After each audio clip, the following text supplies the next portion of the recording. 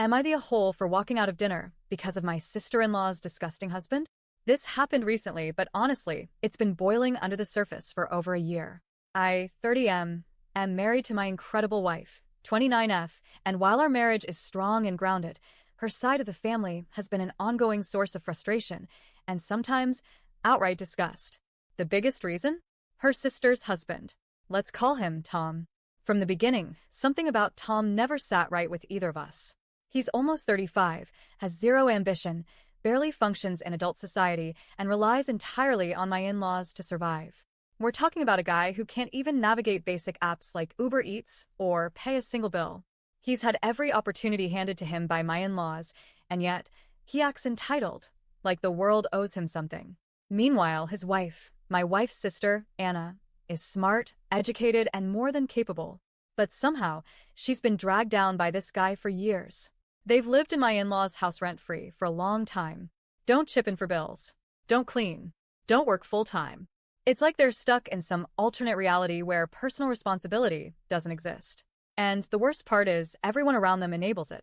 My in-laws are kind, well-meaning people, but kindness without boundaries becomes permission. And they've been handing out permission slips for years. But things escalated in the worst possible way last year. Anna had a birthday party at their place, about a month after their wedding. It was casual, drinks, friends, some family music. We weren't there when it started, but my wife went early to help set up. I got a call from her around 2 a.m. She was whispering, her voice trembling, and asked me to pick her up immediately. When I arrived, she got in the car and said she didn't want to talk about it until the next morning. She was pale and shaking. I barely slept that night, just lying next to her wondering what the hell had happened. The next day, she told me, Tom tried to kiss her. He waited until she was alone, coming back from the bathroom, and cornered her. He followed her, tried to get her alone, and then leaned in. She pushed him away, shocked, humiliated, and ran back to the party. But she didn't feel safe. She called me instead of telling anyone right away. I was livid. I wanted to storm back and confront him, but she begged me not to. Said it would make things worse. Said no one would believe her. She wanted to stay quiet and let Anna handle it. Only Anna didn't handle it. When my wife told her what happened, Anna brushed it off. She actually defended him. He was drunk. He didn't know what he was doing. It was probably a misunderstanding. No accountability. No outrage. No protective instinct for her own sister. She didn't even tell him to leave. She stayed married to him. Business as usual. We were stunned. My wife told her parents what happened. Her dad, a man I used to admire, said, "Well, if you feel uncomfortable, maybe you should stay with your husband more often." That's it. No defense. No anger. No support. Just a suggestion that she remove herself from the situation, rather than him holding anyone accountable. A cowardly, passive response to something that should have warranted action. After that, we distanced ourselves. We didn't go to the house. We avoided family gatherings.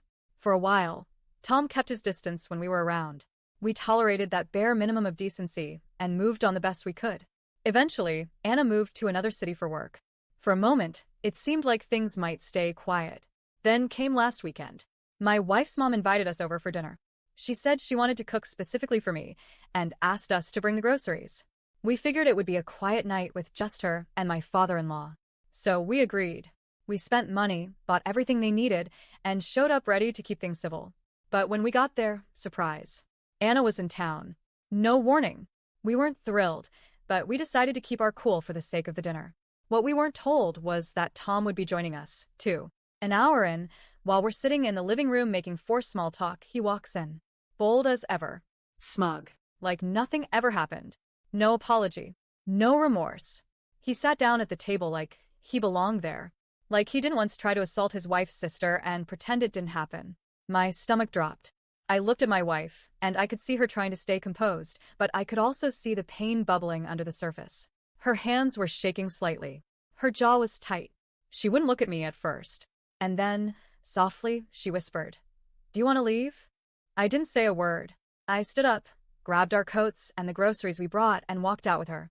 We left the food. We left the table. We left behind the expectation that we'd pretend like everything was normal. Because it's not normal. Not even an hour later, Anna started blowing up our phones, furious. Accused us of being disrespectful, making a scene, embarrassing the family. She said, It's been a year already. Get over it. Get over it. As if time erases trauma. As if Tom deserves to be welcomed back because he kept his hands to himself for 12 months. As if we're the ones creating conflict by refusing to sit across from the person who violated her trust, her body, her safety. Even worse, my in-laws are now passive-aggressively suggesting that we should have just let it go for the night. That we should have kept the peace.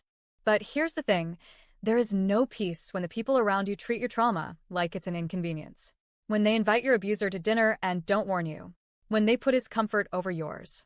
When you're expected to be the bigger person again and again, while no one else even tries. So yeah, I walked out. And I'd do it again. I'm angry. I feel betrayed, not just by Tom, but by everyone who's still pretending this didn't happen. My wife's strength blows me away, but she shouldn't have to carry this alone. She shouldn't be in a family that gaslights her pain. And now I'm asking, am I the a-hole for walking out? Would I be the asshole if, next time, I don't stay silent? If I tell her parents exactly what I think of their cowardice, and tell Anna just how delusional and blind she's been? Because maybe someone needs to say it. Loudly. Finally.